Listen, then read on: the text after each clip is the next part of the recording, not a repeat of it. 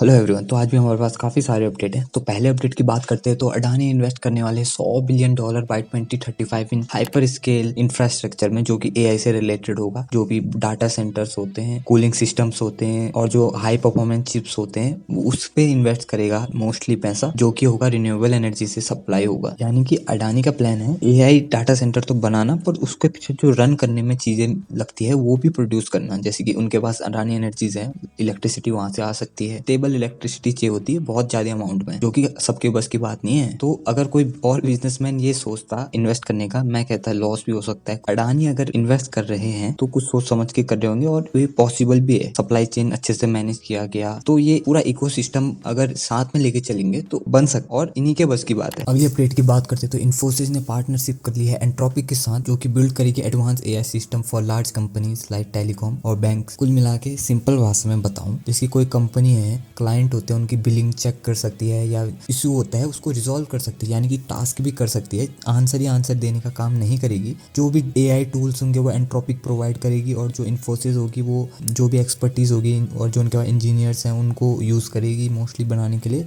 और जो इनका गोल होने वाला है वो है कंपनीज को फास्टर डाटा रीड करना, सस्ते में काम करे और जो इफिशियंसी से काम करे, और हैंडल करे कॉम्प्लेक्स जो प्रोसेस होते हैं बिजनेस के पीछे के, जो कि मैन पावर यूज़ करती थी बहुत ज़्यादा, तो वो एआई यूज़ करेगी। तो अब एआई की बात कर रहे हैं तो इंडिया में भी एआई समिट हो रहा है 2026 में, जो कि दुनिया का सबसे बड़ा समिट है। उसमें क्या ही बवाल मचाया है भाई। पहले दिन कुछ भी प्रॉपर नहीं था, चोरी हो रही थी। एक रिपोर्ट आ रही थी जिसमें एक कंपनी से बोला कि मोदी जी आ रहे हैं, तुम थोड़ी देर बाद आना, सामान यहीं छोड़ दो। तो फिर वो जब तक आए उनका सामान ही चोरी हो गया। कुछ भी चल रहा है, मतलब कुछ भी मिसमैनेजमेंट हो रहा था भाई पूरी तरीके से, और ओवर क्राउडिंग था, वाईफाई अच्छे से चल रहा नहीं था इनका। इतना बड़ा इवेंट हो रहा है भाई, अच्छे से तो मैनेज करो यार। हमारे यूनियन मिनिस्टर ने अपोलोजाइज तो किया है। देखते हैं भाई आने वाले 2-3 दिन कैसे रहते हैं, कल परसों बात करेंगे इससे रिलेटेड। हाँ, एआई से याद आया, हमारे यूनियन मिनिस्टर ने बोला है अगले 2 साल में एआई से रिलेटेड इंडिया में 200 बिलियन से ज्यादा डॉलर की फंडिंग हो सकती है, जो कि एआई स्टार्टअप से रिलेटेड होगा, या जो भी डाटा सेंटर बनने उनमें यूज होगा। 200 बिलियन होते हैं कि नहीं वो तो बाद में ही पता चलेगा। देखो, सुनने में तो सब अच्छा लगता है, हकीकत में इम्प्लीमेंट होता है तब पता चलता है 200 मिलियन है या 300 मिलियन है। अब बात करते हैं भाई पॉकेट एफएम की, जो कि एक audio content story telling app है, जिसमें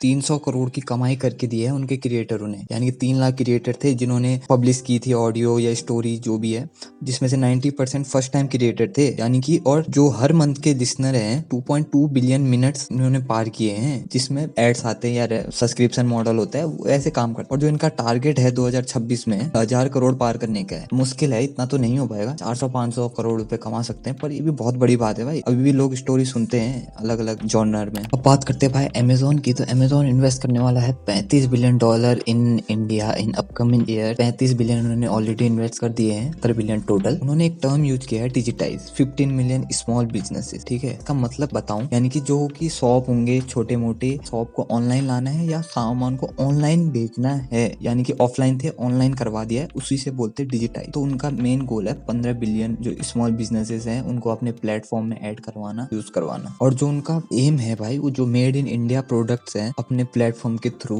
all over the world export करना, जो कि $80 बिलियन वो लोग बात कर रहे हैं। ज्यादा ही एआई नहीं हो रहा है। अब बात करते हैं एलोन मस्क की, तो उनकी कंपनी जो XAI है, उन्होंने $20 मिलियन रेज किए हैं 230 बिलियन की वैल्यूएशन के साथ। यानी कि जो उनका ग्रॉक एआई है उसके पीछे XAI है, समझे। ग्रॉक एआई क्या करता है, डिफरेंट लैंग्वेज में चैटिंग करता है, और जो इमेज जनरेट करता है, आपने देखा ही होगा एक्स में या ट्विटर में, और वीडियो जनरेट करता है। जो इनका रेवेन्यू है वो 2 बिलियन पार कर सकता है 2026 में। कम है रेवेन्यू, पर ये फ्यूचर के लिए है। फ्यूचर में 10-15-20 साल लगेंगे पूरा इकोसिस्टम क्रिएट करने में, तो अभी रेवेन्यू कम ही होगा या आधे से ज्यादा कंपनी लॉस। और इतनी वैल्यूएशन के बाद ये पहला आदमी होगा जो कि ट्रिलियनर होगा। ऐसा एलोन मस्क नहीं मानते भाई, सुनो जरा। एलोन मस्क ने बोला है उनके पास जो कि $850 बिलियन हैं बोलते हैं न्यूज में, उसका 0.1% ही उनके पास कैश है, समझे। यानी कि 885 मिलियन है उनके पास कैश में।